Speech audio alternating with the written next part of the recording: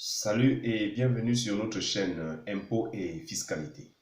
Comme annoncé dans la précédente vidéo, nous allons traiter aujourd'hui du thème Pourquoi solliciter un conseil fiscal. Solliciter un conseil se rapporte au réflexe, à l'habitude de se rapprocher ou de solliciter un spécialiste dans un domaine donné en cas de problème. Naturellement, quand nous sommes malades, nous nous rapprochons d'un médecin qui établit un diagnostic. Et quelquefois, après le diagnostic, le besoin d'aller vers un médecin spécialiste peut se présenter. Il en est de même lorsque vous avez des soucis et que vous vous retrouvez au tribunal, on vous demandera de prendre un avocat. Pourquoi on vous demande donc de vous faire assister par un conseil? Parce que dans un premier temps, le conseil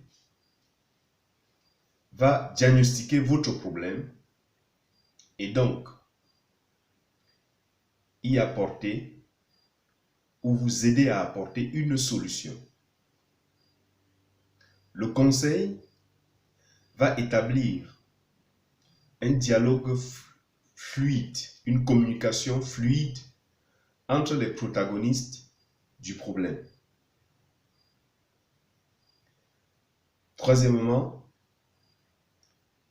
il peut vous aider à prévoir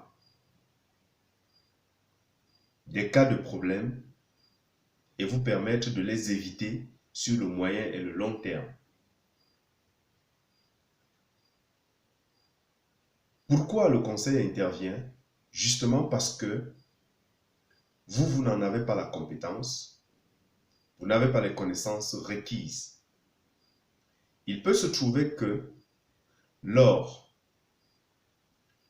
d'un entretien ou d'un contrôle avec l'administration fiscale, vous lui donnez des informations qui peuvent être très compromettantes pour vous.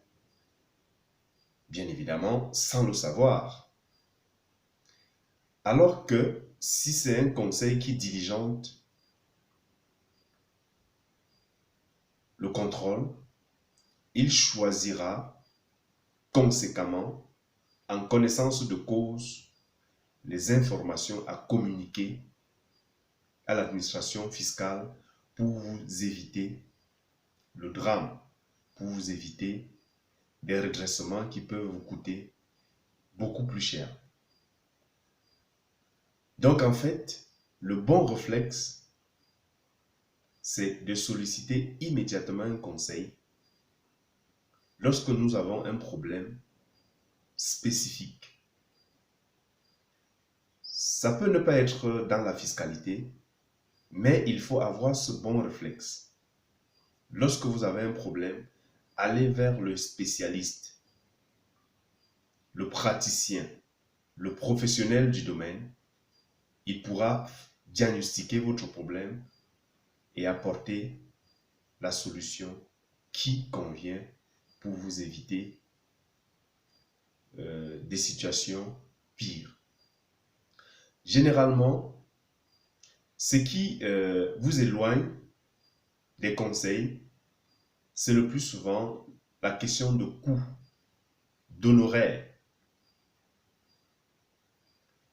C'est justement parce que beaucoup ont des préjugés.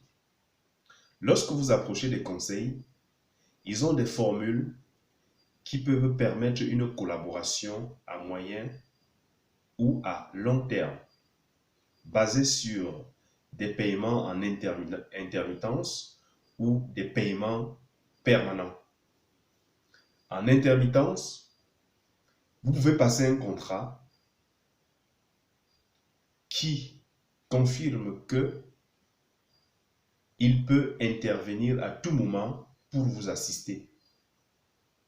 Mais c'est uniquement lorsque vous avez un problème que vous allez le solliciter Et avant l'intervention, vous allez vous accorder sur les honoraires par rapport au temps qu'il va passer sur le dossier pour apporter la solution et par rapport également à la complexité. La deuxième formule, qui est permanente, consistera à fixer des honoraires qui peuvent être mensuels, trimestriels, semestriels ou annuels. Mais à ce moment, définir un cahier de charges qui permet qu'il vous assiste en permanence à tout moment et en tout temps,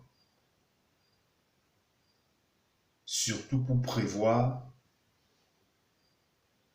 de façon préventive et de moins en moins curative. C'est-à-dire le conseil doit vous aider à éviter les problèmes, pas beaucoup plus pour être là dans l'optique de résoudre. S'il peut prévoir et vous permettre d'éviter des problèmes, là c'est plus efficace que de résoudre les problèmes. Voilà sommairement terminé l'économie de ce que nous avons prévu pour vous concernant ce thème qui est pourquoi solliciter un conseil fiscal. Dans le prochain thème, nous allons traiter des qualités d'un bon conseil. Les qualités d'un bon conseil. Avant de nous quitter, n'oubliez pas de vous abonner sur notre groupe Facebook, de vous abonner en dessous de cette vidéo à la chaîne YouTube et de cliquer sur la cloche de notification pour ne pas manquer nos prochaines vidéos.